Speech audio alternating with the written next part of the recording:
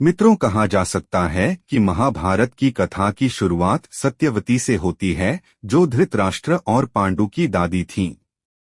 उनके जन्म की कहानी तो इतनी हैरान करने वाली है कि कोई भी इसका बारे में जानकर सोच सकता है कि क्या ऐसा भी हो सकता है। आप भी इस कहानी के बारे में जानें। महाभारत की कहानी की शुरुआत जिस स्त्री से होती है वो सत्यवती हैं, जिन्हें देखकर हस्तिनापुर के राजा शांतनु मोहित हो जाते हैं। बाद में सशर्त उनकी सत्यवती से शादी होती है, जिससे उनके 2 बेटे होते हैं और फिर प्रपौत्र पांडु और धृतराष्ट्र होते हैं। सत्यवती अपूर्व सुंदरी थीं, लेकिन उनके पैदा होने के बारे में सुनेंगे तो हैरान रह जाएंगे। महाभारत में जब ऋषि व्यास के वैशंपायन इस कथा को कहते हैं तो इसकी शुरुआत इसी अजीबोगरीब तरीके के जन्म से होती है। आप भी जानिए ये कैसे हुई। उस समय चेदी नाम का एक देश होता था, जिसके पुरु वंश के राजा थे उपरिचर वसु। उपरिचर इंद्र के दोस्त थे। उनके विमान से आकाश का गमन किया करते थे, इसी वजह से उनका नाम उपरिचर पड़ गया। उपरिचर की राजधानी के करीब शुक्तिमत नाम की नदी थी। एक दिन राजा शिकार खेलने गया और अपनी रूपवती पत्नी गिरिका का स्मरण करने लगा। इससे वह कामासक्त हुआ।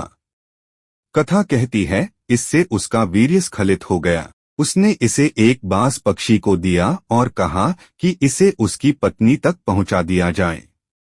वीर्य से नदी की मछली गर्भवती हो गई।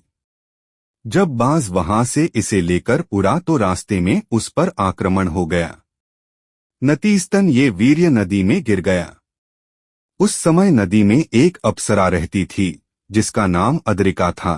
वह ब्रह्मशाप के चलते मछली में बदल गई थी और नदी में ही अपना समय काट रही थी। उसने वह वीर्य ग्रहण कर लिया, जिससे वह गर्भवती हो गई।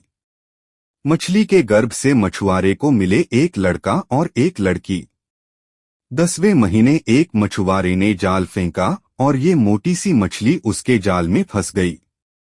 मछेरे को उस मछली के पेट से एक नवजात लड़का और लड़की मिले, जिसको वह राजा के पास ले गया। तभी अप्सरा शाप से मुक्त होकर आकाशमार्ग में चली गई। राजा उपरिचर ने मछुआरे से कहा, ये कन्या अब तुम्हारी ही रहेगी। लड़के को उसने अपने बेटे की अपना लिया, जो बाद मत्स्य नाम का धार्मिक राजा हुआ। वो लड़की ही सत्यवती यानी मत्स्यगंधा थीं।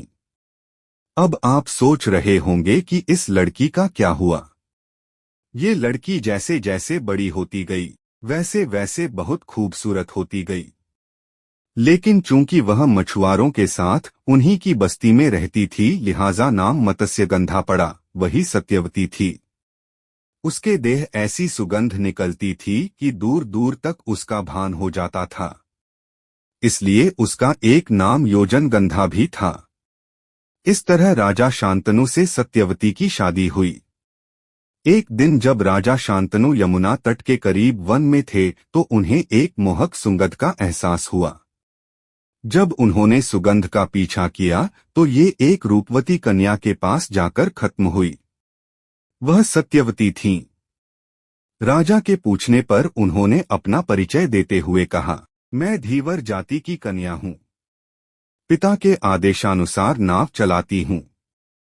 शांतनु इस कन्या पर इतना मोहित हो गए कि उसका हाथ मांगने उसके पिता दासराज के पास जा पहुँचे। तब दासराज ने शर्त रखी कि अगर आप मेरी बेटी के गर्भ से पैदा पुत्र को ही अपनी राजा की गद्दी सौंपेंगे तो मैं इसका विवाह आपके साथ कर सकता हूँ। शांतनु वचन नहीं दे पाए और राजधानी लौट आए। हालांकि इसके बाद वह उदास रहने लगे।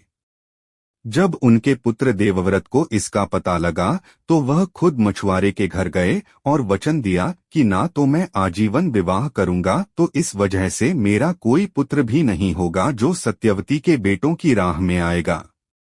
और सत्यवती के चलते ही देवव्रत को भीष्म पितामह कहा गया। देवव्रत की इसी प्रतिज्ञा पर उन्हें भीष्म पितामह कहा जाने लगा। अब सत्यवती का विवाह राजा शांतनु से हुआ। फिर सत्यवती के 2 बेटे चित्रागंध और विचित्रवीर्य हुए।